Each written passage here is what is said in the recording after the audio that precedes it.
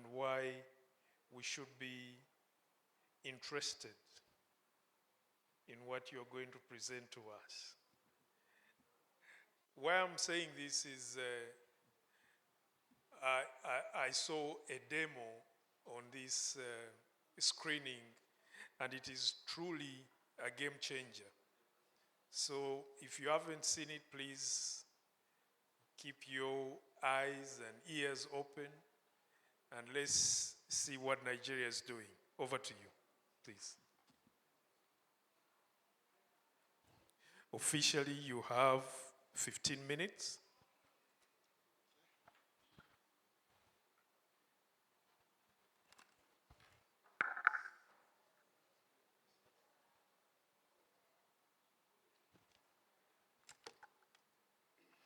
Good afternoon, everyone. My name is Paul Alu. I work with Institute of Human Virology Nigeria. In Institute of Human Virology Nigeria, we work in HIV/AIDS intervention, TB, other communicable and non-communicable diseases. And we're also a recipient of the PEPFAR Global Fund and CDC grants and all other grants. So my presentation today is on AI-driven screening in TB and HIV programming, advancing early detection with CAT4 TB in Nigeria active case finding. I have no conflict of interest. And my presentation is outlined as follows. I'll be giving you the background, the objectives, the methodology, results, and conclusion from our findings. So, the use of artificial intelligence in TB screening and diagnosis, as recommended by WHO, has revolutionized the detection of TB, particularly in high-burden countries like Nigeria and India. Using AI-enabled portable digital X-ray to analyze images has improved the sensitivity and speed of detecting abnormalities in suggestive pulmonary TB cases. This technology has become a critical and a game changer in identifying TB among people living with HIV/AIDS and whose TB presentation may be asymptomatic and easily missed by conventional methods. Please, the slides, you are not moving it. Go to the next slide, please. Next. Okay. Next slide. Given that TB remains a leading cause of death among PL-HIV, integrating AI-enabled PDX into TB-HIV collaborative activities can significantly reduce missed opportunities or missed diagnoses. So what are the objectives of our studies? We have two main objectives, which is to assess the contribution of AI-powered CAT4 TB in TB case finding during active case intervention in Oyo State. This study or this intervention was carried out in Oyo State, Nigeria. The second objective is to examine the added value of AI-enabled PDS in improving TB screening among PL-HIV. So what is the methodology we used in this study?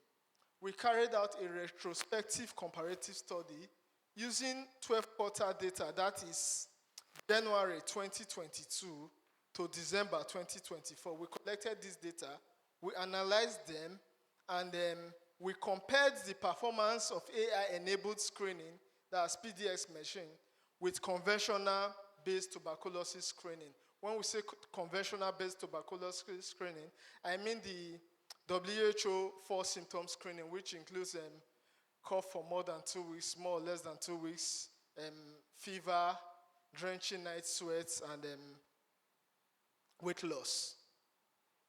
So what was our result like?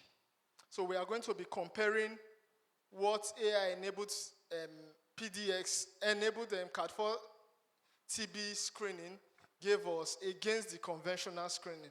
So in our results, the AI-enabled screening using CAD4 PDX, we screened 666,861 people. We had 6,117 presumptives and reported 1,194 cases, giving us a TB yield of 19% and the number needed to screen of 55 and number needed to test of 5. As against the conventional screening, where we screened over 700,000 people, had over 70,000 presumptive, reported 5,158 cases, a TB yield of 7, a number needed to screen of 136, and number needed to test of 14. Looking at this very well, you discover that, okay, yes, the case is higher among the non-conventional screening method, or was higher, reported more among using the non-conventional screening method. But what are we looking at? We are looking at the yield. We are looking at the number needed to screen and number needed to test. That's specificity and how best screening can be carried out. And scientifically, if you look at it, it is said that, for instance, in Nigeria, the number needed to screen to get an average TB case is supposed to be less than 100. While the number needed to test is supposed to be, that means you need to have about 10 presumptives to have one TB case. What we reported here for the AI-enabled CAD4 was 55, meaning that in terms of efficiency, CAD4 was very efficient as compared to conventional screening method. Why is this important? I'm going to be talking about it in my next slide. So what does the next slide show? The next slide shows the trend from the first quarter of 2022 to the fourth quarter of 2024, when we started implementing or started the use of CAD4 PDX against, we are comparing it against the WHO 4 symptom screening and the contribution of AI-enabled screening. You discover that AI-enabled screening added an average of 24% to the total number of TB case finding as against previous case.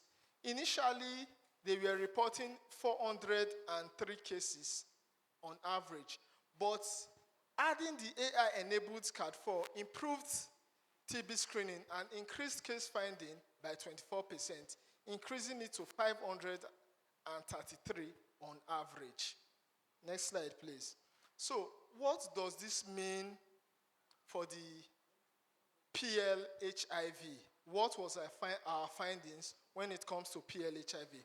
One of them is that among the total number of presumptives we reported using CAD4 PDX, 2.5% were PL-HIV. That's number one. And among the same number, using CAD4, 14% was reported as positive. And it demonstrated greater efficiency with nearly a twofold increase in TB case detection rates among this same number of clients. Okay, let's come to our everyday activities and our everyday practice in facilities. I understand that some of us here will visit facilities, health centers and the rest. And conventionally, what you do in terms of screening for TB among PL-HIV is, are you coughing? Did you cough last week and the rest? Looking at the presumptive register and the rest, or looking at their screening register, you see everything blank. There is no presumptives. But scientifically, we know that you can never screen 10 people in a TB endemic area, not an HIV, not among the PL-HIV, that you will not have at least one presumptive. So using CAD4 or using an AI-enabled screening method showed us that those, yes, the conventional screening, it's okay, but screening them, making them go through this AI-enabled screening has been able to show that there is a greater efficiency there. So let's compare this, our results from TB, HIV against the conventional method. Among the presumptives which were identified, 0.08% were presumptives among HIV patients. We only reported 55 HIV cases, meaning 0.004 PL HIV were reported as TB positive. And we also discovered that we are less likely going to identify asymptomatic TB patients when we use the CAT4, when we use the regular screening method, showing us an efficiency and efficacy in the use of AI-enabled TB screening as compared to other screening methods. So what was our conclusion from this study? Our conclusion is as follows, that the integration of AI-enabled PDX machine has significantly enhanced TB case finding and efficiency, especially among population with high TB co-infection rates. That's number one. Another conclusion we made from this is that this approach is not only cost-effective, but also crucial in reducing missed TB cases among PLHIV who often present themselves with diagnostic challenges. Naturally, when they come to a facility, I'm not coughing, nothing, just give me my drugs and let me go home. That is what we know. Then, lastly, given the dual burden of TB and HIV in Nigeria, scaling up this innovation within both TB and HIV programs is essentially bridging the diagnostic gap and achieving our national TB targets. Whether we like it or not, we discovered that yes, in the TB space, this has been optimized to a large extent. But in the HIV TB space or HIV programming, there is still this gap in terms of use of AI in screening as a tool for screening PL/HIV. Thank you. I also like to acknowledge my organization, Institute of Human Virology, Oyo State's TB Control Program, the National Tuberculosis and Leprosy Program, Nigeria National, and ICASA for giving me this platform to speak. Thank you, everyone. Thank you. Thank you very much. And I was looking at the clock, and I saw you used 10 minutes, which is actually what is recommended. And usually if you talk for more than 10 minutes, most adults will stop following you. Please take a seat. We'll take questions at the end. And there was a slide on conclusion. Oh, it's really been shown. Thank you so much. Are we ready for the presenter online? Yes. Please, let's go online.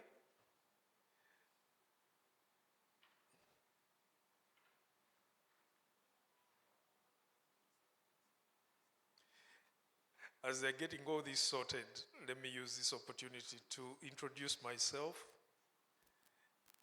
My name is Frank Lule. I'm an old man who comes from Uganda, and I've been working with WHO for, I can see some were not born, for about 20 years. So it's a long time. And my work is also in infectious diseases, particularly HIV, viral hepatitis, STIs, and tuberculosis. So I hope we are ready for the next presenter.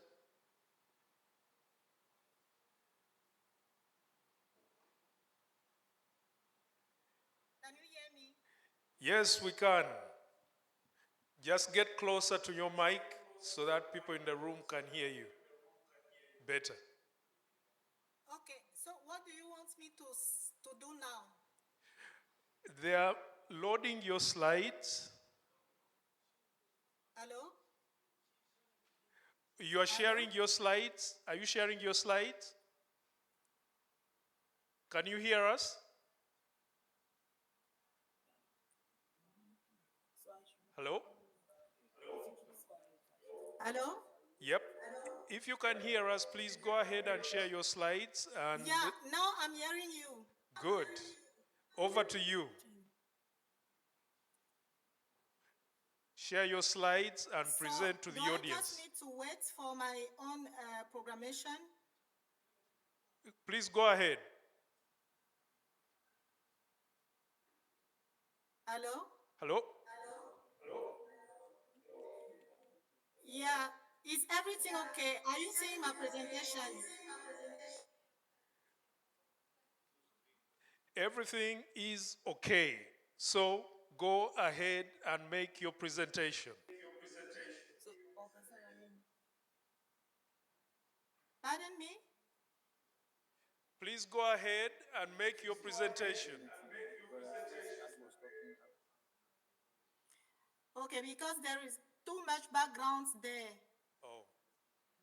Yeah, we are working on it. We are working on it. Just go ahead.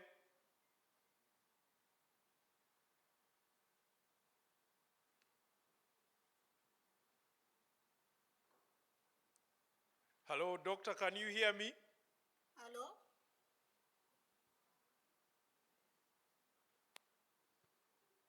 Hello? Hello? Hello? I hope we can get this. Okay, the problem is that I'm not seeing my own presentation.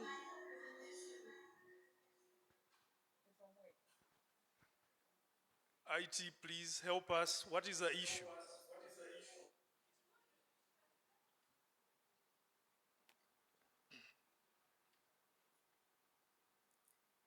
Okay. Okay, so good afternoon, everyone. Sorry for all this disturbing. My name is Georgia Ambada. I'm working at the Chantal Biya International Reference Center for Research on HIV/AIDS prevention and management. And I will be presenting our work title, Regulatory Systems in HIV-1 Infection, Implications for Immune Regulation and Therapeutic Potential. So HIV-1 infection is characterized by persistent immune activation despite effective acts. This ongoing activation leads to immune dysregulation and contributes to disease progression. For the immune response to be effective in controlling HIV infection, it must strike a careful balance. First, it needs to maximize the recognition and control of the virus, and at the second time, it must minimize collateral tissue damage and immune dysregulation. Hello?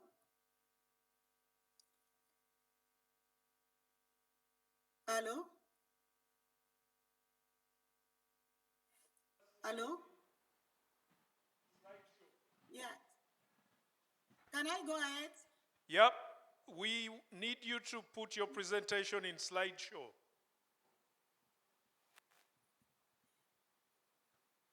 Okay? Yep. You are there. It's okay? Almost. Slideshow, please. Yeah, because I put There. on slideshow now. Yep. Is it okay? Okay, please go ahead. Go ahead. Yeah, T-Rex says, I was saying that the The immune system, the only way that the immune system can find this balance is through the action of Treg cells. And these cells represent a small fraction of CD4 T cells characterized by high expression of CD25, phosphate expression, and low levels of CD127. Treg cells are expected in steady state to maintain immune homeostasis. To achieve this, these cells use several mechanisms like the secretion of inhibitory cytokines. However, in HIV-1 infection, Treg cell dynamics are complex. Although absolute Treg cells number decline, their frequency within the CD4 T cell population increases, yet their functional status remain unclear. Here we assess the capacity of Treg cells to suppress autologous monocyte activation and pro-inflammatory cytokine production. We also assess the relationship between the cytokine profile of Treg cells and the immunologic status of the participant. For this purpose, we conducted a cross-sectional study including 40 newly diagnosed HIV-positive participants from 3 hospitals in the central region of Cameroon. We also included 20 HIV-negative participants. PBMCs were isolated from whole blood, counted, and subjected to magnetic sorting to isolate Treg cells and monocytes. So the purity of Treg cells and monocytes was confirmed using multiparametric flow cytometry. To assess the suppressive activity of Treg cells, monocytes were cultured alone, stimulated with poly-ICLC, which is a synthetic double-stranded RNA that we use to mimic HIV infection, or co-cultured with autologous Treg cells. Activation and pro-inflammatory cytokine expression in monocytes, as well as Treg cell cytokine profile, were assessed by surface and intracellular staining. Following flow jaw analysis, the suppression index of Treg cells was calculated using the following formula. Our results show that poly-ICLC increased monocyte CD38 expression, as well as interleukin 6 production and TNF alpha production. However, the addition of autologous Treg cells in the culture medium resulted in significant reduction of CD38, significant reduction of interleukin 6, and significant reduction of TNF alpha. Next, we look at how this suppressive activity relates to key markers of HIV disease progression. As we can see in first line, the Treg cell index of suppression for CD38, interleukin 6, and TNF alpha shows a positive correlation with CD4 counts and a negative correlation with viral loads as shown in the second line. Doctor, move This your demonstrates that the ability of slide. Treg cells to down-modulate monocyte activation is associated with immunocompetence.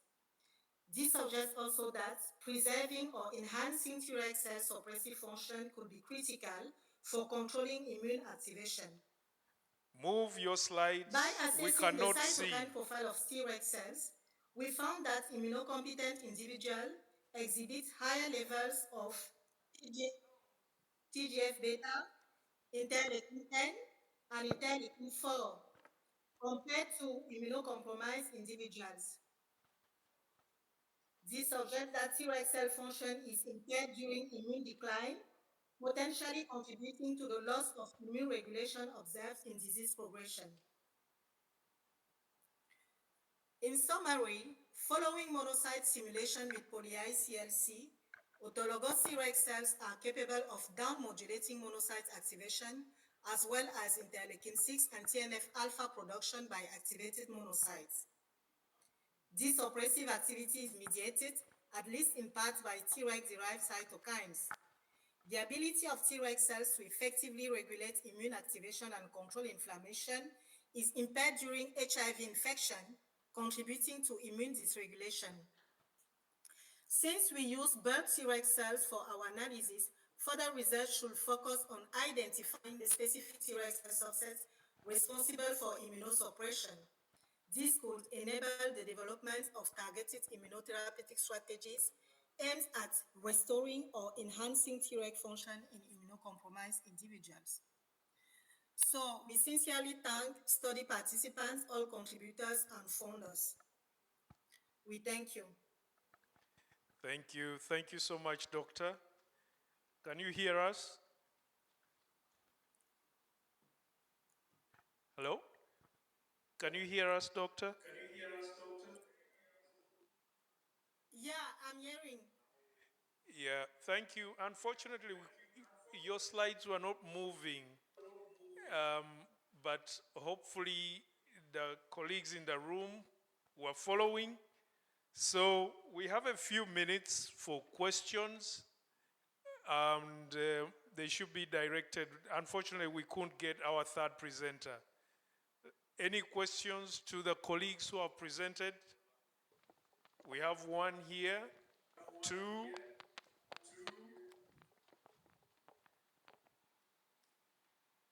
Hello, it's Dr. Moodley from South Africa. I'm one of the reporters here for Track A.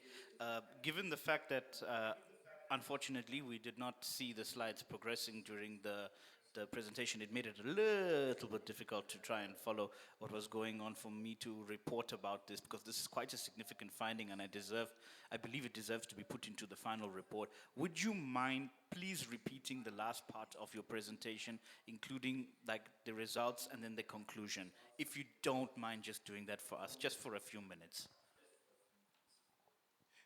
Okay. Next question.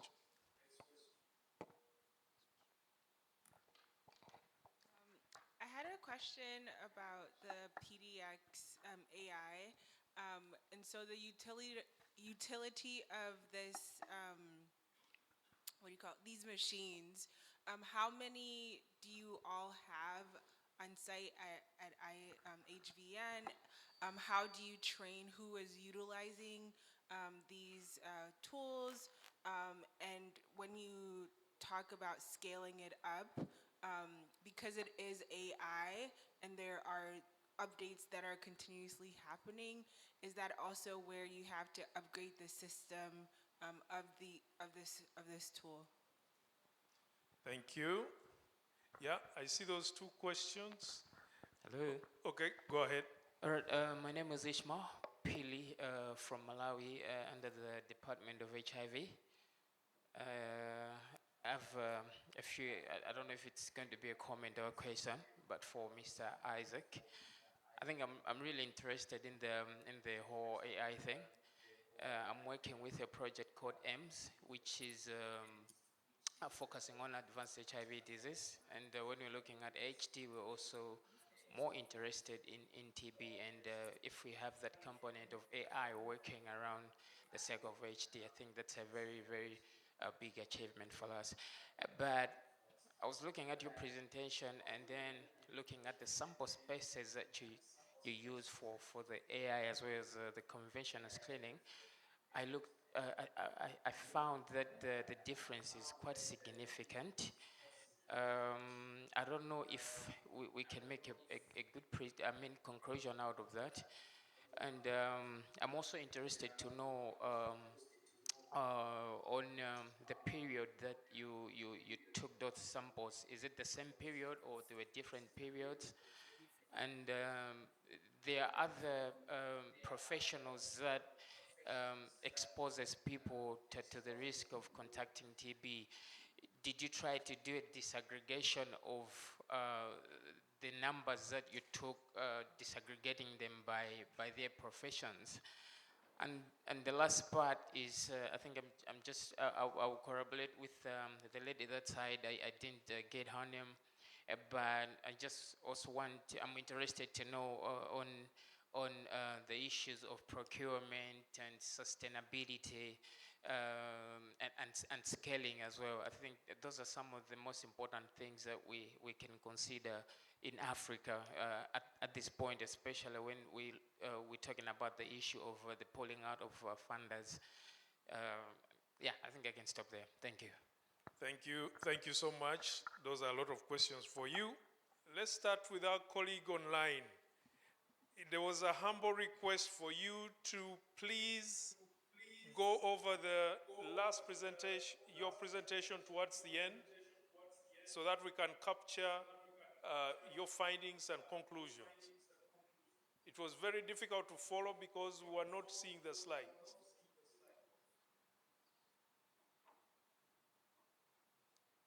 Dr. Georgia? The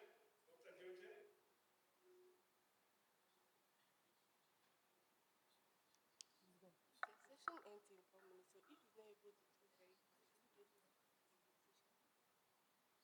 Yep. Thank you. Well, Dr. Georgia, I think, heard from the administrators that there's no time for that.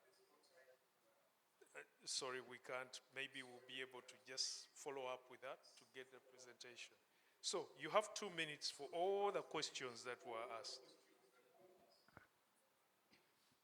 Thank you so much. So I'll be I'll be responding to the first question. How many do you have? How many are on sites? And you asked about upgrade. How do we upgrade it? So presently, IHVN implements various grants. We implement for Global Fund. We implement for CDC, that's PEPFAR, and departments of state. So each grant has its own PDX. Yeah, they are not so much as expected. That's why we need an upgrade. Presently, for instance, in southwestern Nigeria, where I got this data from, we are implementing for 4 states. And those states, each state has a PDX, which the community team takes to the community. At times when there is a facility-based outreach as well, we take it there. Then for the Global Fund, the government of Nigeria and IHVN provided, I can't remember the specific numbers, but I think there are enough PDX that is being used by the Global Fund team as well in KNCV, IHVN, and the government of Nigeria procured through our funders, procured these tools and are using them for screening in these states. So you asked about upgrade of the system. It's important to know that this AI-enabled PDX, there are different companies that uses them. We have DefLight, we have Mini-X-Ray, we have Fujifilm, we have Konica, we have VCTech and the rest. They have their own AI-enabled screening. But we are using that of DefLight, which uses the CD4-TB AI-enabled screening. So it varies. And when there is an upgrade, since it is connected to the internet and online, it is automatically updated. So it's connected to the internet, it's automatically updated. What else again? Okay. I'll need to answer his question. I'll use my other presenter's time as well. I'll need to answer his question. Okay.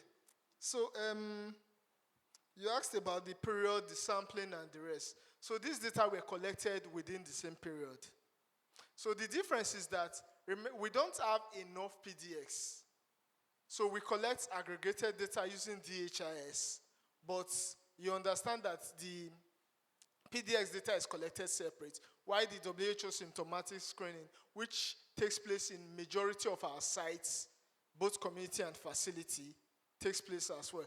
And you expect that you will have more persons being screened using the WHO for symptom screening as compared as against the PDX screening method. I don't know if you get that. So we expect the sample size to be more for the other screening method, but they were collected the same period of time.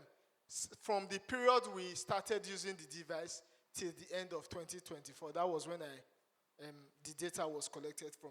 Then disaggregation by occupation and the rest, we don't collect those data, but we have age, we have sex, we have what else again? Age, sex, social, maybe locations, rural, urban setting, and the rest. Then I can see he's shaking his head. You've answered his question. And please follow up afterwards, because I think this is a major finding where you can get more than 24% yield with AI-driven screening. I think that is good, a good finding. Unfortunately, we couldn't also get more questions on, we've run out of time, unfortunately. These are just short, I know.